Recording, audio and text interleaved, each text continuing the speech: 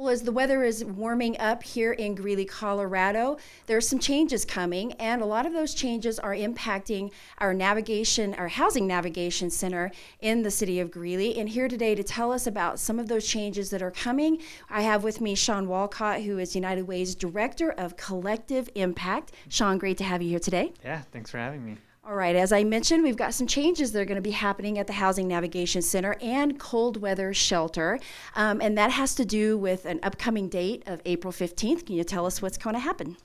Yeah, so unfortunately our seasonal cold weather shelter will close on April 15th. It opened on November 15th and it'll be closing in April.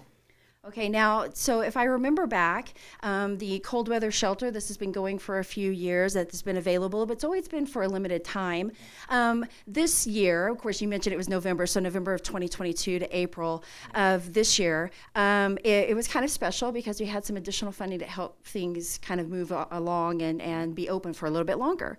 And so this is kind of a poignant time of, okay, that funding is over, and now we're moving into a closure. So tell me, what does that mean for the folks who have been coming to the shelter, and what that might mean on April 16th and beyond as people, are trying to figure out what resources are out there?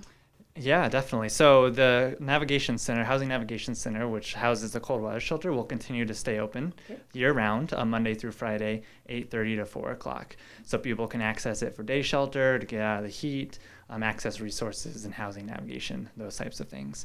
Overnight options are unfortunately quite limited when the shelter closes. There is the Guadalupe Community Center. They have a overflow shelter for women and families, so that is an option for a limited number of people.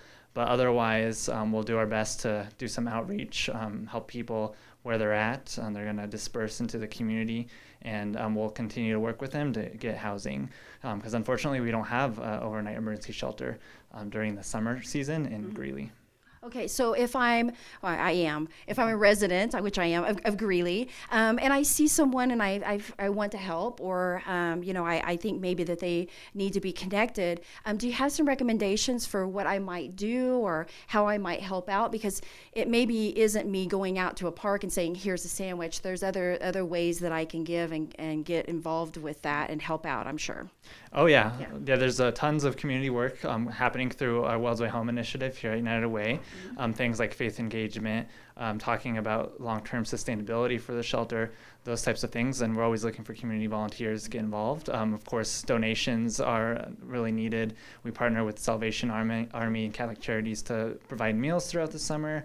So if you're interested in providing food to someone, then please connect with us and we can help you get connected. And then in terms of meeting with people, who are living outdoors, pass on our information, let them know that we're open and available. They probably know us already, but they like a reminder once in a while, and we can connect them. Now, as we're talking about the cold weather shelter, there may be folks who weren't aware that there was a cold weather shelter, but I know that you guys have been very busy. Could you share with us some of the the numbers, the data of the impact that you guys have had over the last 6 months, and what that looked like for you and for the community?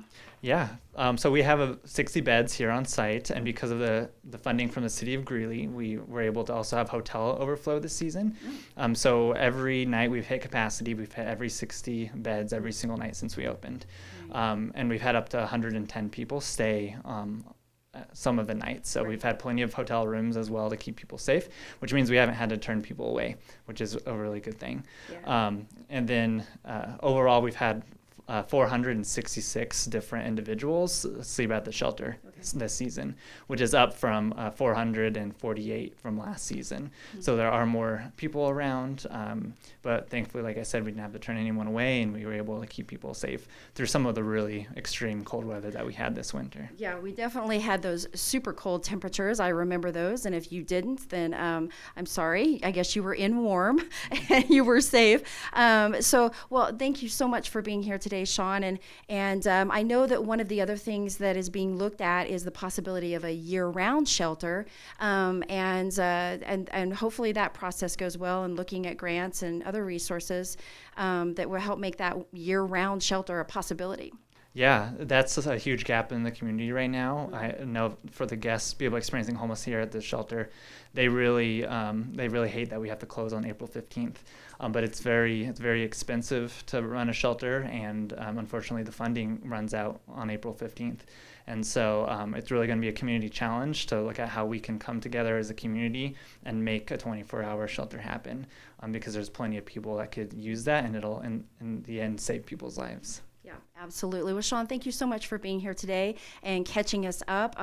I personally did not realize how many folks were using the shelter here. So I'm so happy that you folks are here. The navigation center is here, and that hopefully we can find that funding and help even more and more folks with the cold weather shelter. So thank you so much for being here. Yeah, thank you for having me, Amy. All right, and as we close out here today, I want to make sure that I also give you a little bit of a save the date. We have a community update on housing and homelessness that is coming on May 22nd, so make sure that you mark your calendars for that event. We'll have more details coming. And in the meantime, if you want more information about housing and homelessness, the Navigation Center, Cold Weather Shelter, head on over to greeleygov.com/homeless and housing services.